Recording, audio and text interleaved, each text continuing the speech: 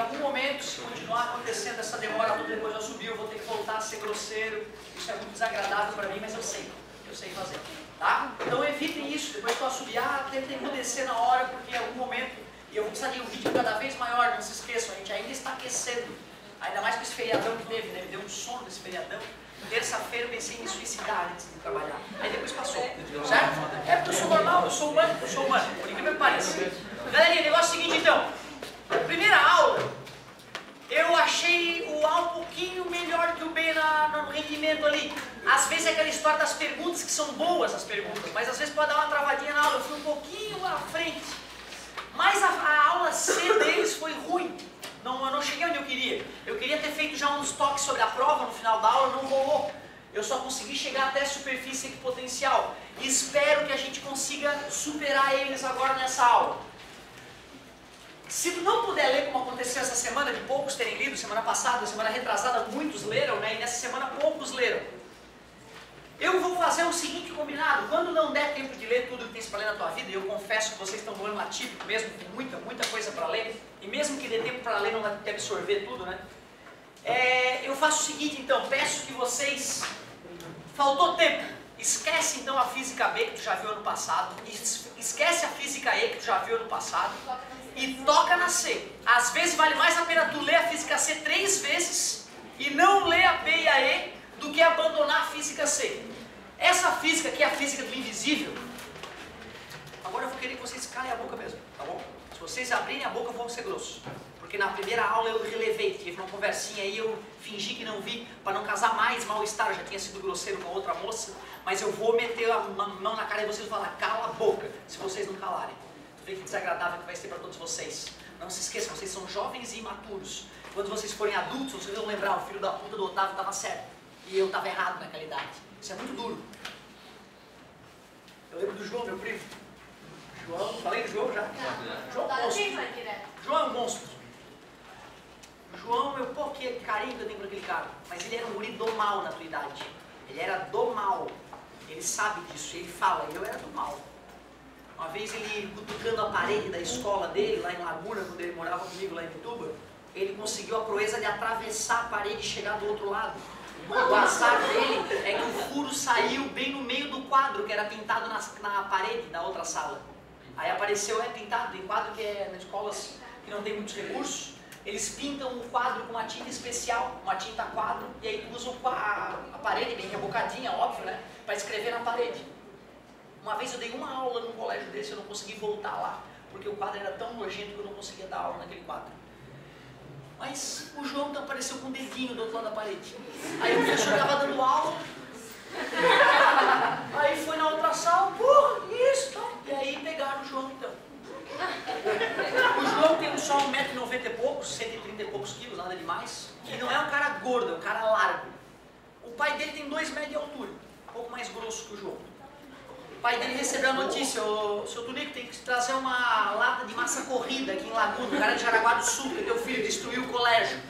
Ele, muito orgulhoso, pegou a lata de massa corrida, foi até Laguna, consertou deu umas pancadas no João. O João é grato, hoje o João é grato. Se meu pai não me batesse violentamente, eu não teria me consertado. Eu com esses olhos, pois é, mas nem todo mundo absorve assim. A irmã do João apanhou igual e não digeriu as porradas. Até hoje ela é magoada com o pai. O João, eu vi o pai dele partir uma havaiana na bunda do guri. Te juro, com esses olhos que a terra de comer. A havaiana se dividiu em 2. Depois eu tentei arrebentar minha havaiana na parede, não consegui. Aí eu tinha força do cara. Resumindo, meu primo querido, hoje trabalha na VEG. Um beijo pra ti, Joãozão. Ele trabalha na VEG, tem um Malandro Rover V8 na garagem dele, ele é um cara organizado, ele é um cara foda. E ele fala, só me consertei, Otávio, depois da Ritalina. Ele toma Ritalina todo dia. Ele falou, Otávio, antes da Ritalina não era nada. Depois da Ritalina eu consegui endireitar minha vida. Ritalina é uma droga que, sei lá, 20% dos meus alunos tomam, né? Não, a Ritalina é aquela droga para o cara aprender a se concentrar. O cara que é muito viajão, que é hiperativo, né? Tem TDAH, transtorno, né, de hiperatividade, certo? Então o João, ele foi o cara que a Ritalina consertou ele afirma isso, né? E hoje é o cara do bem. Eu fui visitar o João, tive que ver UFC lá em Jaraguá, eu quis ir lá ver, fui visitar o João. Puta, no apartamento, tá com um filhinho. Vicente, lindo, filhinho. E aí eu estou lá com o João, o tio Tunico aparece no domingo para nos visitar. O João hoje é do bem, ele está com uma beta bem de vida, o João. O tio Tunico abre a porta do apartamento, eu estava lá. E a primeira coisa que o tio Tunico fala: e aí, e a massa corrida? Vou ter que levar a massa corrida para algum lugar?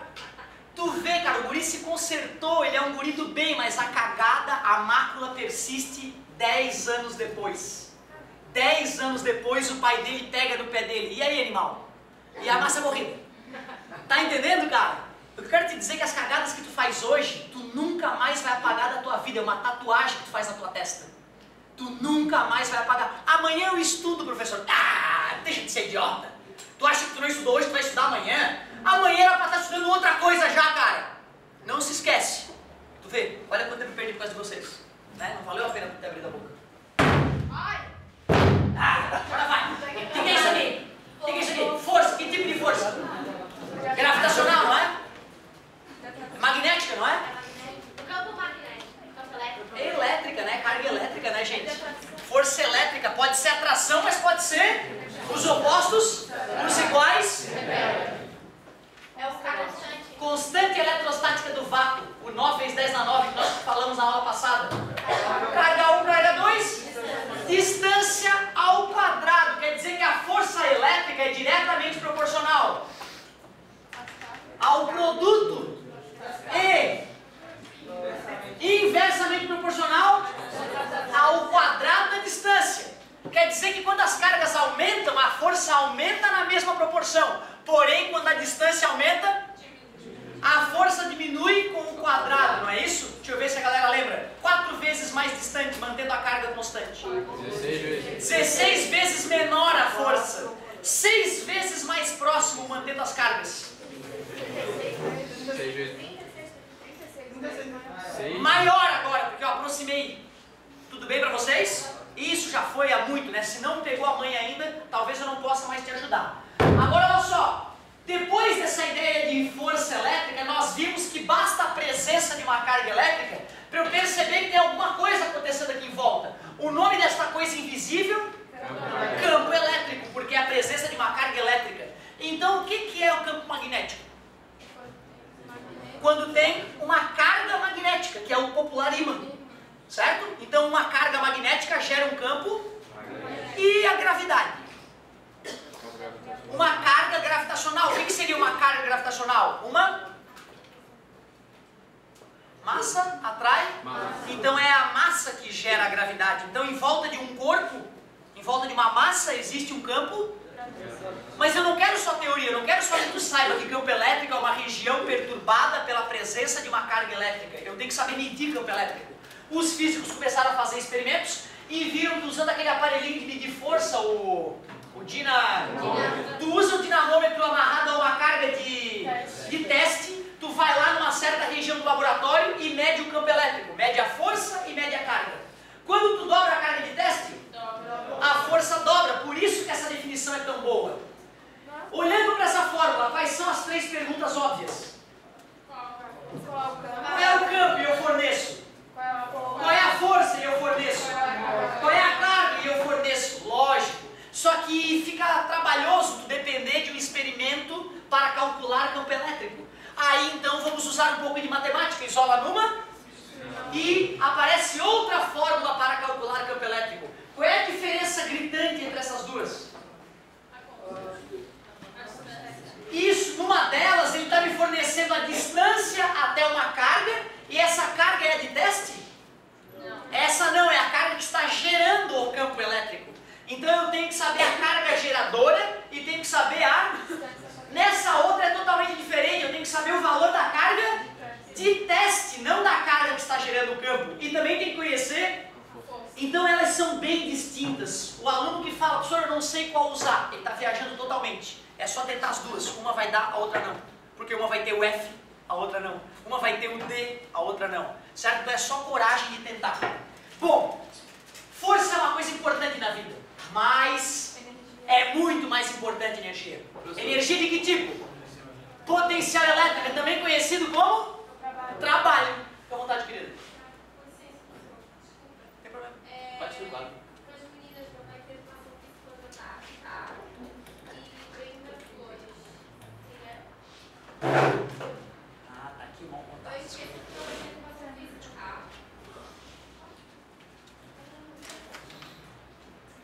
Fechou?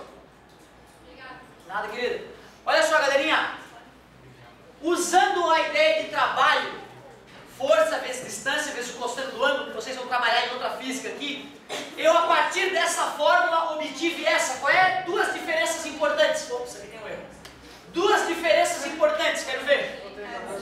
Primeiro, não tem o ao quadrado. Segundo, não tem o módulo. Não tem o módulo porque essa grandeza aqui não é uma grandeza vetorial, é uma grandeza, tudo vai ficar mais fácil. Grandeza escalar é gostosinho de trabalhar. Grandeza vetorial é delicado. O cara tem que saber decompor vetor, tem que saber somar vetores, né? E eu percebo nesses anos a dificuldade que a galera tem com vetor. Então antes estava mais perigoso, agora está ficando mais gostosinho. Depois da ideia de energia potencial elétrica, ou o trabalho da força elétrica, surgiu uma outra grandeza física. Popularmente é voltagem. Aqui a gente vai chamar tecnicamente de potencial elétrico. O que é o potencial elétrico? Nada mais é que energia sobre carga. Energia é trabalho, é a unidade. Joule. E carga?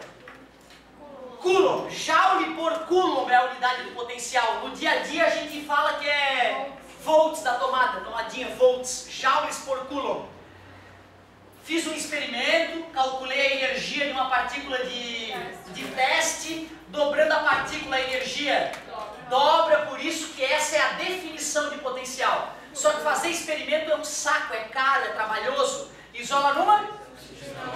Nasce outra fórmula de potencial elétrico. Qual é a diferença entre Qzinho e Qzão aqui? Uma é de teste, a outra é chamada de carga geradora. A carga que gera aquela situação. Beleza. É marcante a distinção, ó. Uma precisa da energia para poder fazer a conta, a outra precisa da distância. É gritante a diferença. Até fizemos um probleminha que vai ter a ver com a tua prova da próxima sexta-feira. Tipo aquele, lembra? Ó? Tinha uma positiva e tinha uma negativa. Eu pedia no ponto G qual é o campo resultante e qual é o potencial resultante. Calcula o de um e é vetor. Calcula do outro, aponta para baixo porque é negativa, lembra? Faz o Pitágoras para calcular o campo elétrico resultante. Não é tão difícil, cara. Usa duas vezes essa formuleta, faz o Pitágoras. Mas tu tem que ter treinado. Tens que ter treinado. Se não treinou ainda, dá tempo de se recuperar. Agora, e se fosse o potencial? Se fosse o potencial resultante, qual é a diferença? Calcula o V1 gerado pela carga 1, calcula o V2 gerado pela carga 2, o V2 vai ser negativo, concorda comigo? E depois só soma, não vai ter seta, então fica até mais fácil calcular os potenciais. Calcula para a carga 1, calcula para a carga 2 e soma os valores. Cuidado, aqui não tem módulo, ó, então a carga negativa vai gerar um potencial negativo. Então esses detalhezinhos que nós já estávamos vendo na aula passada, é importante a gente manter isso na mente. Já fazia 2 semanas que não falávamos sobre isso. É natural que muitos de vocês tenham esquecido disso. Então tem que voltar a fazer exercício para voltar a deixar isso, né, bem à tona na mente. Professor, o dado pode ser T também, né? Em outra, tipo... Eu vou te confessar que T eu nunca vi, porque T a gente usa para representar tração. Mas eu diria que o tal sim. É V igual a T, sabe o que aparece nos formulários? É engraçado, eu nunca vi isso, vou te confessar. Eu tava achando estranho também, mas... Vou te confessar que eu nunca vi T. É T, tem um menorzinho AB, sobre o quê? Beleza, não, é isso aí, pode acontecer. Tá? E qual é o formulário que tu viu? Não é o da UFSC, isso eu sei. Não, da CAF. Ó, ela tá uma notícia importante, eu vou te confessar que me passou, não sabia disso. Ela está dizendo que no formulário da CAF o trabalho está vindo com a letra T maiúsculo. Isso é interessante, porque o cara que nunca viu isso, no nervosismo do vestibular, ele não vai achar. Ele não vai, o T foi trocado pelo W, tu vê? Ele, no nervosismo, ele vai achar que a fórmula não está lá. Ou vai achar que é outra fórmula. Então, a dica da colega é interessante. Em alguns vestibulares, eles usam T para trabalho. Né? Não me ocorria isso. Agora, olha só. Hoje, eu tenho pouca coisa nova para te contar. Tem 2 detalhezinhos novos. E se a gente sobrar um tempinho no final, eu já vou dar uma dica bem pontual para a prova. Campo elétrico uniforme. Como é que a gente gera um campo elétrico uniforme? Tu pega uma placa metálica bem comprida aí, ó, para cima de vocês a placa, ó. Outra placa metálica imagina que é idêntica à primeira, bem compridona, cuidado com a cabeça aí, ó. E aí eu vou pegar uma bateria e vou conectar o polo negativo numa ou o polo positivo na outra. Essa placa conectada ao polo negativo vai ficar negativamente carregada. A placa conectada ao polo positivo, logicamente, fica positivamente carregada. Vocês devem lembrar que as linhas de campo, elas são divergentes para as partículas positivas e convergentes para as partículas negativas. Quer dizer que se eu quiser representar as linhas de campo nessa situação, elas vão vir da placa positiva em direção à placa negativa.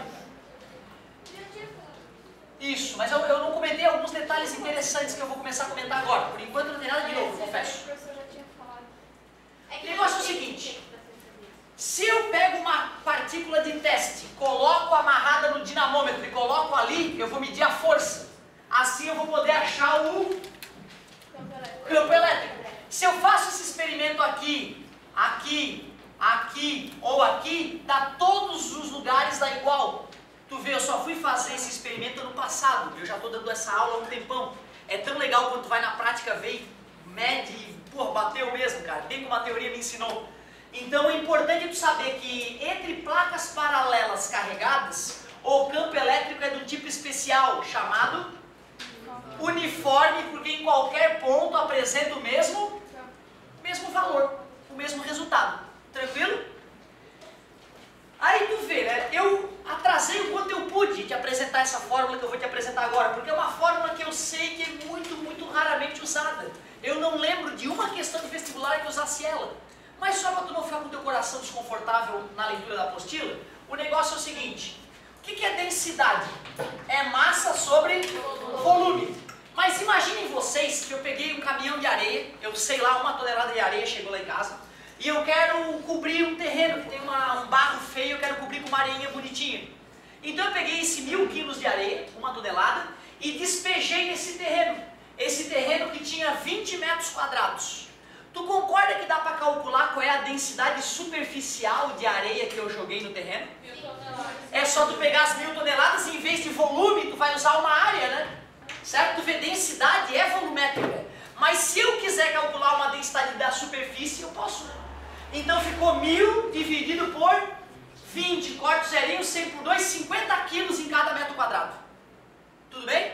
Viu a areia? Peguei a areia com a pá, distribuí igualzinho. Depois fiz as contas, em cada metro quadrado desse terreno eu joguei 50 quilos de areia.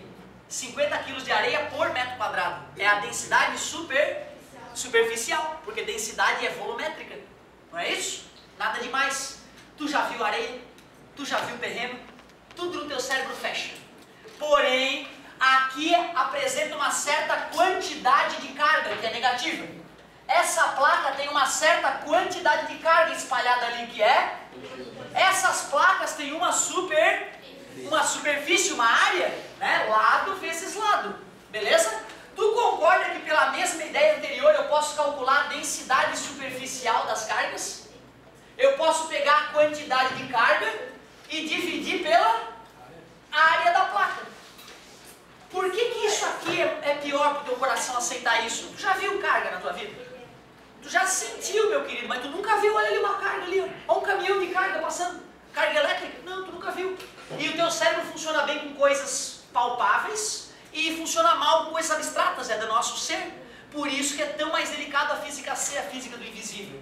Mas eu acho que não é um absurdo para ti, com essa comparação da areia, a densidade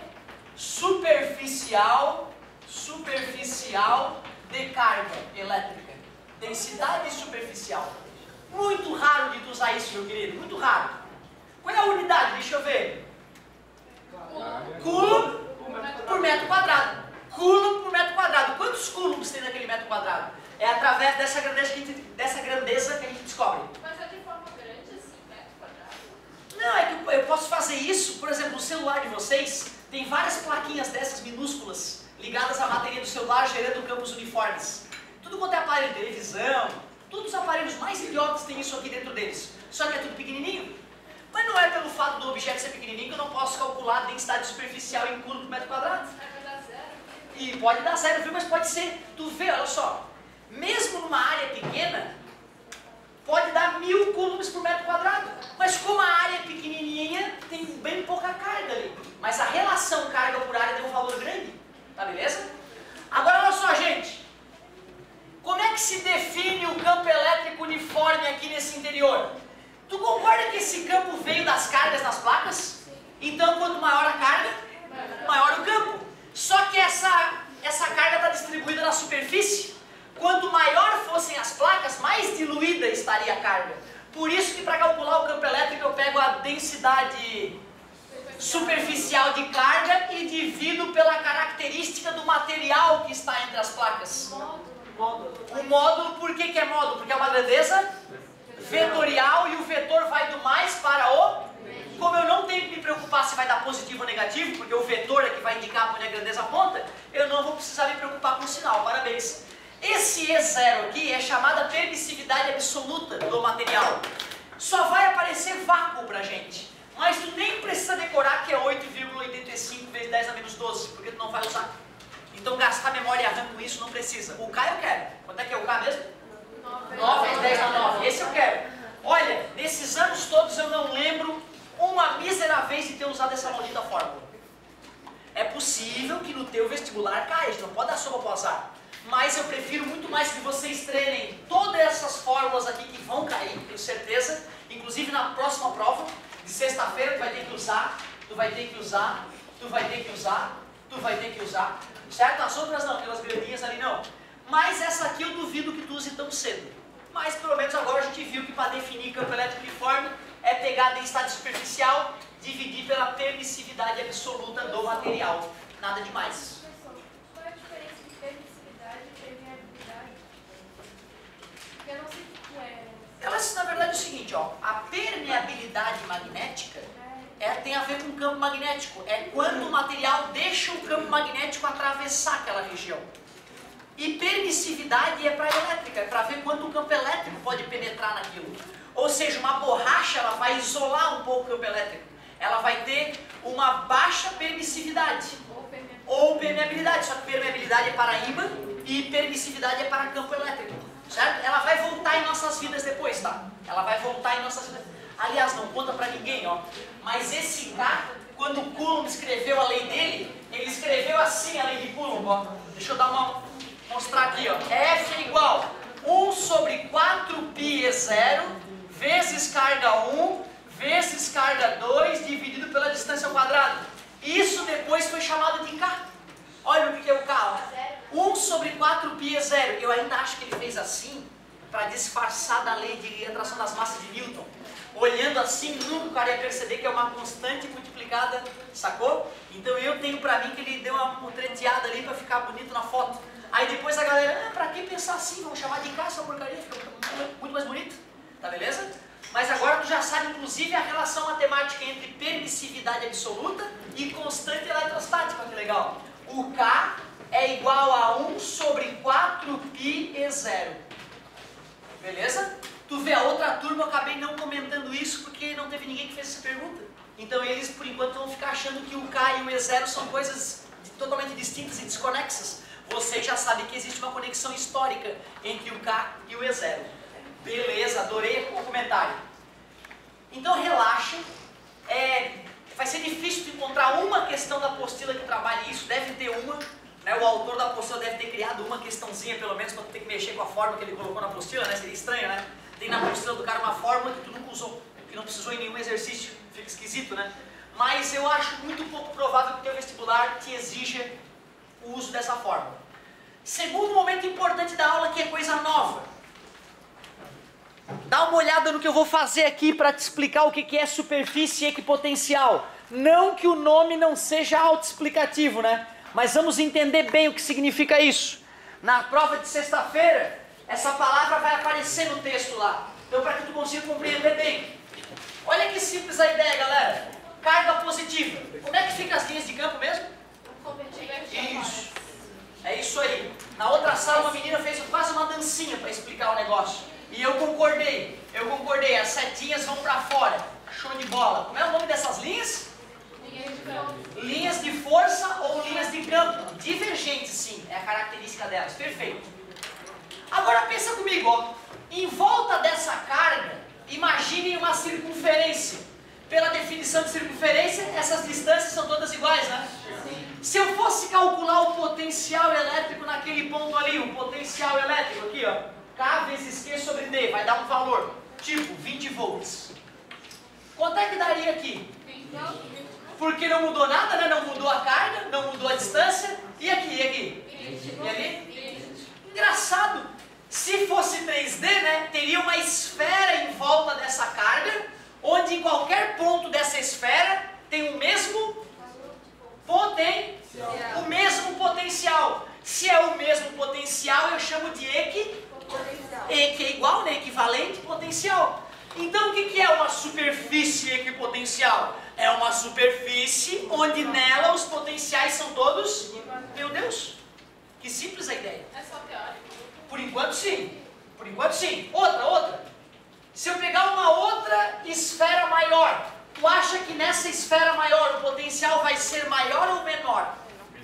Menor, porque como a distância aumentou, o resultado da conta diminui, né? Tipo 15 volts. Quanto é que é aqui? 15. E ali? 15. Claro. Se fosse mais externa ainda, 10 volts, pode ser? Pode. Claro, tranquilo. Observem as linhas de campo e observem as pontilhadas, que são superfícies... Sempre me dá um branco. Superfície... Ah, sim, tá aqui. Superfície equipotencial. Só para ver se tem a linha acordada, né? Observa o ângulo entre elas. Sempre perpendicular. Então, eu já tinha dado várias dicas sobre as linhas de campo, né? Elas representam a trajetória de uma partícula positiva. Nascem nas cargas positivas, morrem nas cargas negativas, não foi o que eu disse? Jamais se cruzam, não é? Jamais se cruzam. Quanto mais próximas, mais intenso é o campo. Quanto mais afastadas, menos intenso é o campo. Hoje eu posso escrever mais duas coisas sobre as superfícies, sobre as linhas de campo. Primeiro, elas são sempre perpendiculares às superfícies. Mais uma frase que dá para escrever sobre as linhas de força ou linhas de campo. As linhas de força são sempre perpendiculares às superfícies equipotenciais. E outra, ela está apontando para a região de maior ou de menor potencial? De menor, né? 20, 15, 10. Ela está apontando para o 10, né? As linhas de campo sempre apontam para uma região de menor potencial elétrico. Daquelas várias frases que eu já tinha escrito sobre linhas de campo, apareceram mais duas. A pergunta é, será que para uma carga negativa essa regra que eu acabei de enunciar vale também? Vamos dar uma olhada? Sim, eu quero até escrever elas. Primeiro, as linhas de campo são perpendiculares.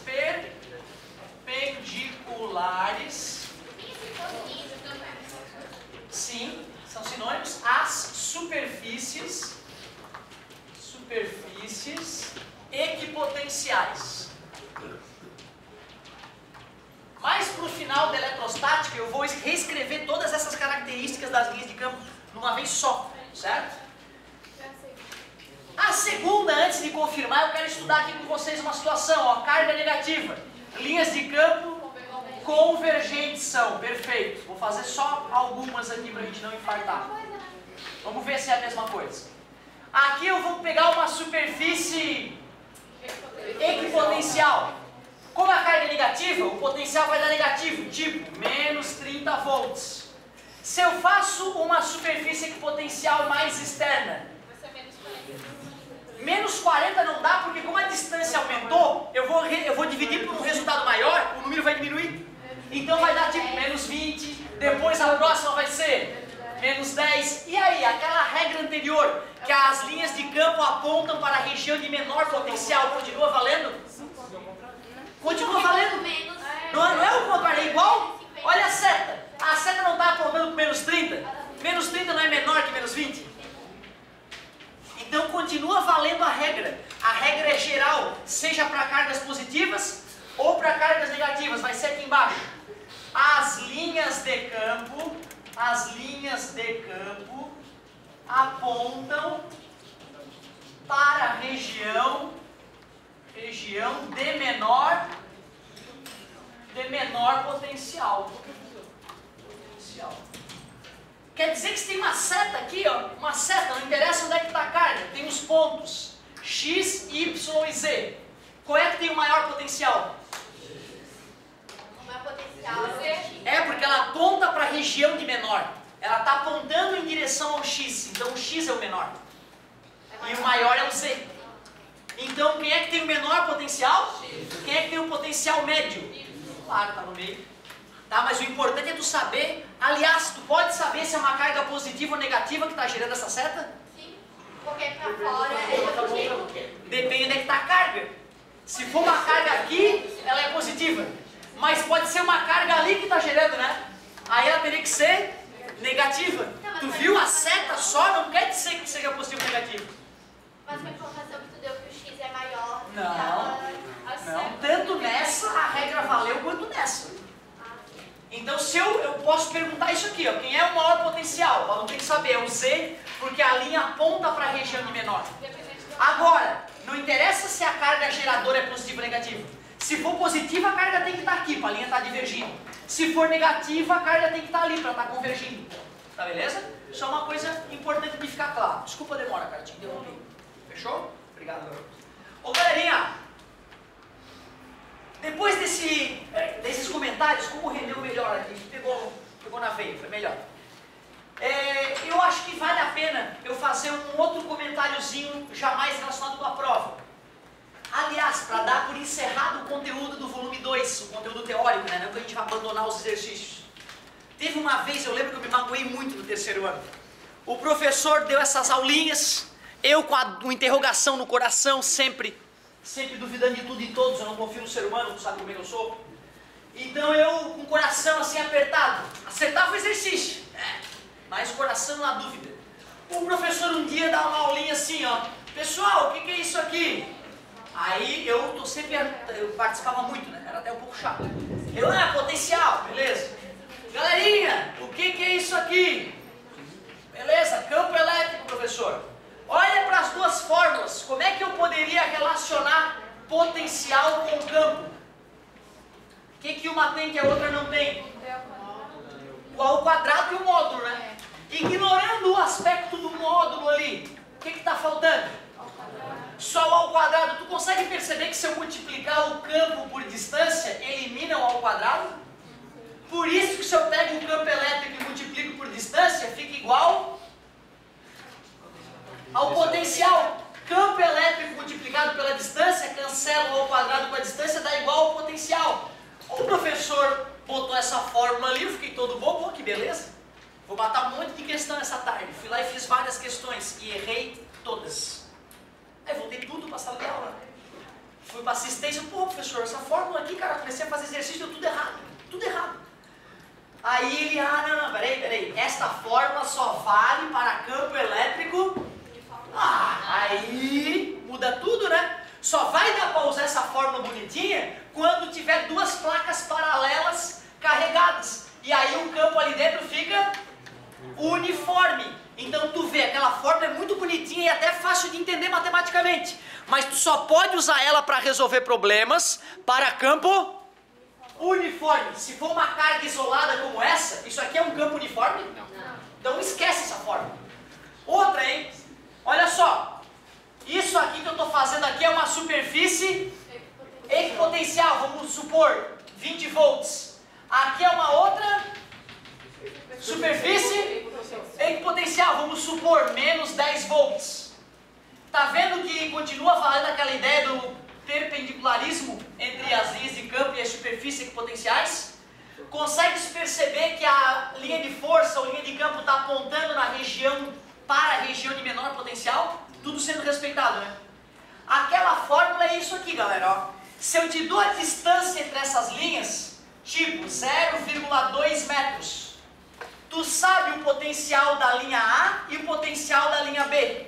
Então tu pode usar essa fórmula de A para B e aí tu pode calcular o campo. Claro, quanto é que é VAB? Vamos ver se a galera lembra como é que se calcula VAB. 20 menos 10. Parabéns, hein?